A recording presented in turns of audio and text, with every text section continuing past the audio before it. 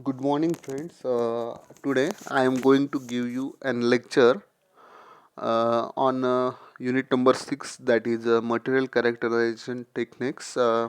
We know that material characterization is generally used in material science, and it refers as the process by which materials structure and the properties are identified and measured. Also in metallurgy, we have seen iron carbide diagram. Also we have seen different alloys, and also ferrous and non-ferrous components. And we have also seen that what is the effect of heat treatment and or changing the composition or changing the temperature so that we are getting a different properties in the alloy. So it is very important to know the material structure and properties, because in manufacturing process we need to know different mechanical, thermal, electrical, chemical and magnetic properties. For example, during manufacturing we may know like hardness, strength, ductility. Also thermal properties are also important during the manufacturing process for a particular component. So material characterization plays very important role in special applications, such as biomedical applications, life science, where biocompatibility and the toxicity of the material plays a very vital role. So this is about material characterization techniques.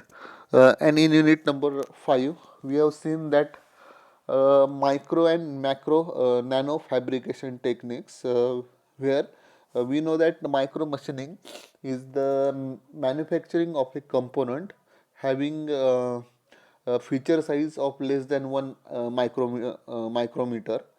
And for nano fabrication or nano machining, we say that the feature size of the component, it must be less than 1 nanometer scale.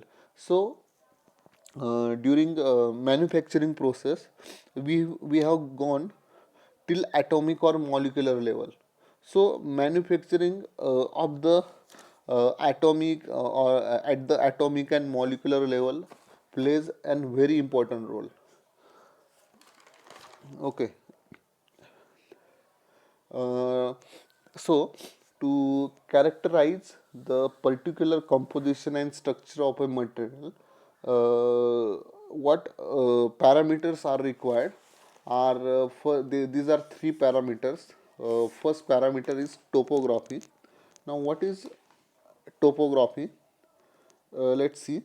Topography of the surface is the nature of the surface defined as the local deviation of the surface from the perfectly flat surface. So actually it is nothing but a comparison of the specimen with respect to perfectly flat surface. Okay, so this is all about topography.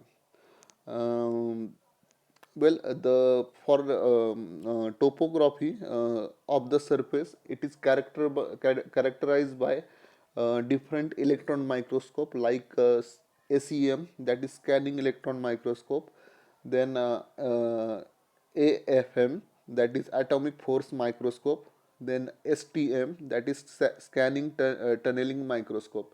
Well, this type of microscope we are going to study further. Okay, so next is the elemental composition. Now the chemical composition on the surface of the material can be identified further by using different spectroscopic methods like energy dispersive X-ray spectroscopy and X-ray photoelectron spectroscopy. So this is the part of spectroscopy. Then third is the bulk structure and composition. Okay, again, bulk structure and composition can be analyzed by tunneling electron microscope, that is TEM, and electron backscattered diffraction, that is EBSD. Okay. Okay, then for material characterization, we have seen in engineering metallurgy, we have used optical microscope, optical metallurgical microscope, where we are getting the magnification up to 2000x zoom, uh, but for nanoscale, we require electron microscope. Electron microscopes, there are different types of electron microscopes. Generally, the characteristic of electron microscope is that the resolution of electron microscope, it is zero point 0.1 nanometer. That is, at nanoscale we can actually we can get a resolution and magnification. And if you compare electron microscope with optical metallurgical microscope, it is almost 1000 to 2000 times we are getting that magnification. Another characteristic of electron microscope is it has very short wavelength. Also, instead of light in electron microscope, we use electron beam as a source. Okay. Now the electron beam as a source means we have one generally one component like tungsten filament is used as a source. From that electron are means electrons are moved towards the surface. And another requirement of the electron microscope is vacuum chamber. As we have seen, there is a uh, electrons shows very means efficiency is very less in open environment. So many times vacuum chambers are required for electron microscope. We are going to see two types of electron microscope, that is ACM and TEM, both required vacuum chambers. If you see the advantage of electron microscope, it has high resolution and magnification as discussed earlier.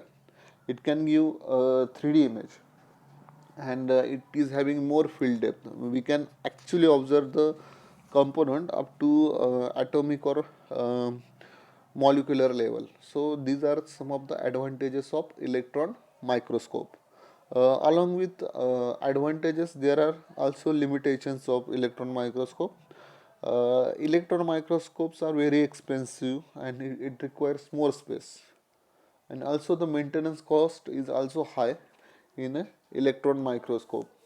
Also, if you take an example of TEM, that is transmission electron microscope, specimen preparation is required. A special type of specimen preparation is required for making a thin layer of the metal. So the specimen requirement is also one factor. So it is also a limitation. The images obtained are generally black and white, so it is not possible to observe in color. So this is another limitation of electron microscope. Okay, so next part we are going to talk is scanning electron microscope. Scanning electron microscope, it is used when the surface feature cannot be resolved using optical microscope. Uh, as I have discussed the characteristic or advantages of electron microscope, the scanning electron microscope having resolution up to one nearly about one nanoscale, nanometer scale. So we are getting a very good resolution. Also, the magnifying capacity of this scanning electron microscope is up to 5 lakh x. So we are almost getting 1000 to 2000 times better magnification power using this scanning electron microscope. And for this scanning electron microscope, generally the requirement is the sample or the specimen should be the electrically conductive. Also some vacuum chamber is also required. for this type of scanning electron microscope. Now let's talk about the working principle of scanning electron microscope. You can see the actual image of scanning electron microscope. In this, the electrons, you can see this, there is a, at the uppermost portion there is a electron gun. The electrons are produced through this electron gun. Then these electrons are accelerated by applying the voltage and pass through the condenser lens, which reduce the diameter of the electron beam. Then objective lens focuses the beam diameter on the nanometer scale, and these electrons then hit the surface of the specimen sample, and the number of electron signals are produced. Now these electron signals are detected by appropriate detectors. So this is the working principle of scanning electron microscope.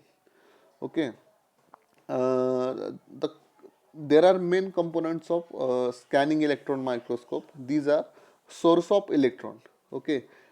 In this we talk about electron gun. Okay, this is the source of electron. Okay, there are in industry there are few electron guns are used. These electron guns are made up of either tungsten filament or solid state crystal or field emission gun. Okay, then condenser lens. Okay, the condenser lens used to focus the electron beam at the contacting surface of the sample. Then electromagnetic lens is used to magnify and demagnify the diameter of the electron beam. Electron detector, when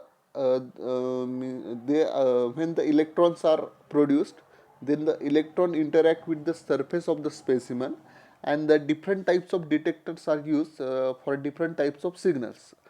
Okay, so these detectors identify the secondary electrons, and these identify the image of the surface. Then there is a finally computer display.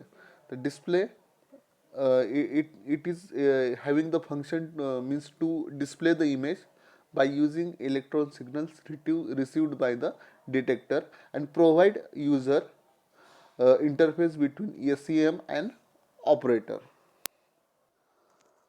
Okay.